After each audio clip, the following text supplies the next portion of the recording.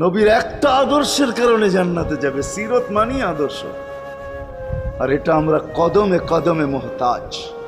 কেননা এই ছোট জীবনটা যদি গ্রহণযোগ্যতা পর্যন্ত পৌঁছাইতে হয় আল্লাহর কাছে, চাই নারী হই, চাই যুবক হই, চাই বৃদ্ধ হই, যেই মানুষই হই না কেন, যেখানেরই হই না কেন, যেই বাসারই হই না কেন, যেই বর্ণেরই হই না কেন, যেই পেশারই হই না কেন, যেই সোসাইটিরই হই না কেন, এই জীবনটাকে যদি গ্রহণযোগ্যতা পর্যন্ত পৌঁছাইতে হয় কার কাছে? দুনিয়া আলাদের কাছে না, মালিকের কাছে, যিনি এক ফোঁটা পানির থেকে অস্তিত্ব দিছেন, যার কাছে আবার আমাদেরকে ফিরা যেতে হবে। পালানের কোনো সুযোগ নাই। এই জন্যই কোরআন আমাদেরকে বোঝায় আইনাল মাফার। আল্লাহ বলতেছে কোথায় ভাগবে তুমি, বলো কোথায় ভাগবে? কবির কথাই সত্য, যদিও নাকি পালাও তুমি আকাশেতে লাগিয়ে সিঁড়ি, সিঁড়ি লাগাও যদি আকাশ